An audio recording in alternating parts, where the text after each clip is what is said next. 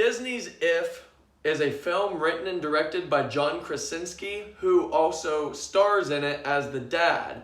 Now, the plot of this film revolves around his daughter, who is basically going through grief because he is about to get open heart surgery, I guess was the implication. They never really specified exactly. And her dad was always the funny guy that always brought lightheartedness and levity into every situation. And the little 12-year-old girl's mom already passed away, I believe, from cancer.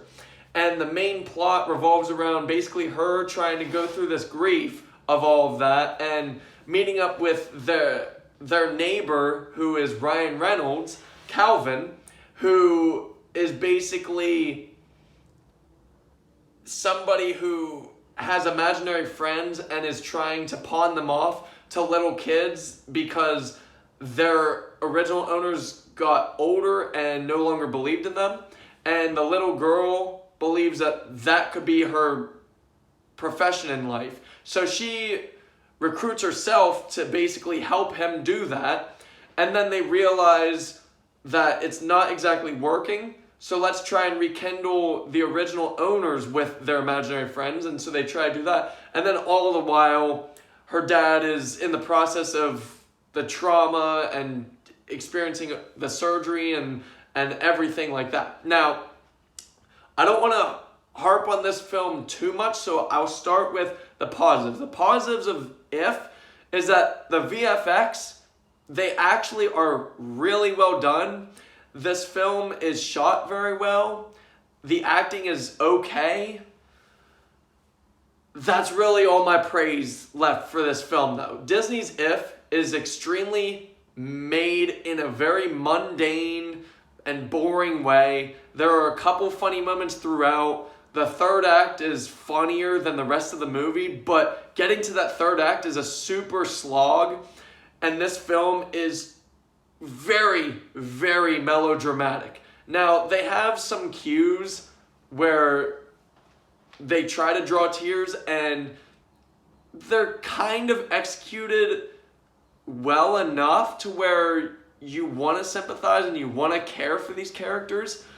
But at the same time, there's so much going on in the story that the main storyline, and then there's a secondary main storyline throughout, where the main storyline kind of gets lost throughout the film until the very end.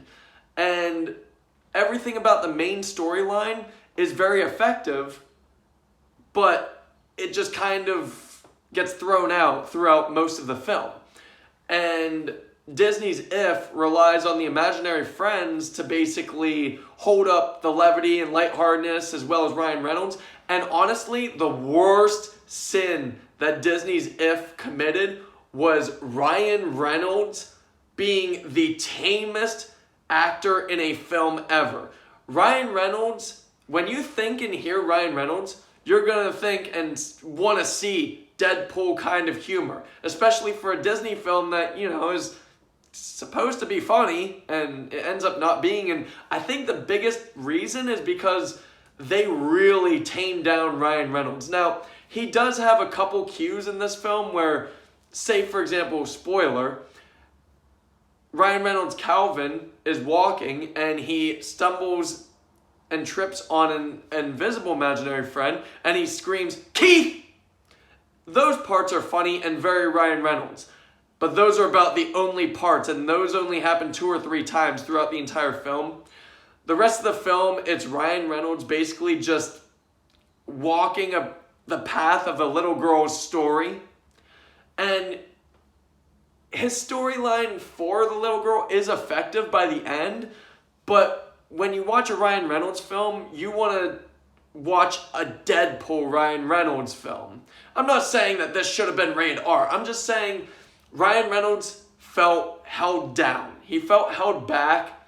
And I understand John Krasinski and probably Ryan Reynolds wanted to make a wholesome little kids family film, and I get that. The problem is it felt so goddamn jarring just witnessing Ryan Reynolds acting not really like Ryan Reynolds. Now, the little girl did fairly well. Most little kids can't really act for shit, but she did a pretty damn good job, honestly, especially by the end.